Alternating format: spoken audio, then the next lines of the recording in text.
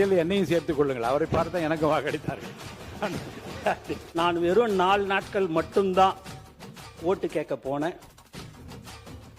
அப்படி இருக்கும்போது தலைவர் தளபதி கோசம் மட்டும்தான் எங்க எல்லோருக்கும் மக்கள் வாக்களித்தார்கள் என்பதை நாங்கள் தெள்ள தெளிவாக ஏற்றுக்கொள்கிறோம். ஏனென்று சொன்னால் தலைவர் தளபதி முதலமைச்சராக வர வேண்டும் என்று தமிழ்நாடு மக்கள் முடிவு செய்து விட்டார்கள். அதன் அடிப்படையில் எங்களுக்கு வாக்களித்தார்கள் என்பதை இந்த நேரத்தில் தெரிவித்துக் கொள்கிறேன். பட்டியலில் என்னையும் சேர்த்துக் கொள்ளுங்கள். அவரை பார்த்து எனக்கு வாக்களித்தார்கள். பொதுவா வேட்பாளர்கள் எலெக்ஷன் டைம்ல மக்கள் கிட்ட ஓட்டு கேட்கறதுக்கு நேரடியா வருவாங்க. அந்த வேட்பாளர்கள் பத்தி மக்களுக்கு ஓரளவுக்கு ஐடியா இருக்கும்.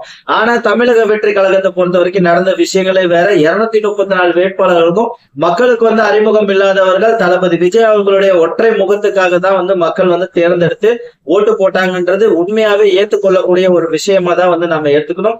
ஏன்னா தளபதி விஜய் அவர்களும் தேர்தல் பிரச்சாரத்தின் போது அவரே சொன்னாரு, இந்த வேட்பாளர்களுடைய ஒவ்வொரு முகமும் இந்த விஜயனுடைய முகம், உங்கள் மகனுடைய முகம், அதை நினைச்சிட்டு நீங்க ஓட்டு போடுங்கன்னு சொல்லிட்டு அவருடைய தேர்தல் பிரச்சாரத்தின் போதே குறிப்பிட்டிருப்பாரு.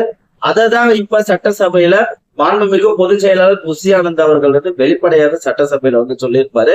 சும்மா ஒரு சாதாரணமான விஷயம்லாம் ஒண்ணும் கிடையாது. ஒரு தனிப்பட்ட வேட்பாளரின் அறிமுகத்தை தாண்டி, ஒரு சின்னத்தை தாண்டி, ஒரு பெரிய அரசியல் கட்சியை தாண்டி, ஒரு தனிப்பட்ட மனிதரினுடைய ஒற்றை முகத்துக்காக ஒரு அரசியல் களமே மொத்தமா மாறி இருக்குன்றது உண்மையிலே ஒரு எக்ஸ்ட்ராடனியான ஒரு விஷயமா தான் நம்ம எடுத்துக்கிட்டோம். ஏன் சொல்றேன்னா, தளபதி விஜய் அவர்கள் சினிமா ஃபீல்டுல நல்ல டாப்ல உச்சத்துல இருந்த ஒரு நடிகர். அந்த சினிமா ஃபீல்ட விட்டுட்டு மக்கள் பணியில இறங்கி இருக்காருன்னா அவர் மக்களுக்கு நல்லது செய்யறதுக்கு மட்டும்தான் இறங்கி இருக்கிறாரு.